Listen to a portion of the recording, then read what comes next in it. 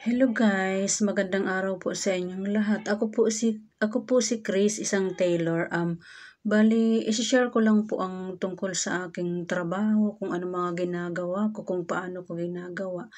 Sana po ay magustuhan niyo ang aking video at sana po ay mabigyan niyo ako ng isang pabor. Sana po ay mag-subscribe kayo sa aking channel na Tailor Chris. Bali, baguhan lang po ako sa YouTube. Bale ang gagawin ko ngayon ay itong gown. Puputulan ko kasi mahaba siya. Pero ang style niya ay yung wala lang siyang tahi, bali diretso lang siya. Kaya ang gagawin ko diyan ay puputulan ko lang yung laylayan niya. Bali yun nga una kong sinukat muna yan kung nakikita nyo yung may tahi na sinulid sa kamay ang itim, bali yan na yung ibabawas ko, nasa 6 inches. Tapos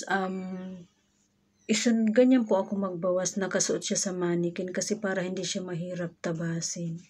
Tapos ang sunod kong babawasin yung lining sa loob, yung kulay puti na parang yun ang nilalagay para maging balon yung damit. Ayan, yung kulay puti na yan. So, bali, yan, sinukat ko. Mas maiksi siya ng 1 inch kaysa sa labas na pinutulan ko.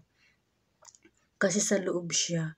Tapos, para hindi ako mahirapan, tinaas ko muna yung panlabas na yung pinakaibabaw na damit, nilagyan ko ng aspili para maputol ko yung kulay puti na yun na lining. At saka ang sunod kong may ilang patong pa yan, 4 na patong pa siya, kaya yun ang sinunod kong ginawa. Ganun pa rin ginawa ko.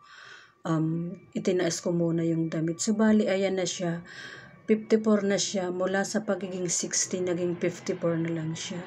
Thank you so much for watching guys.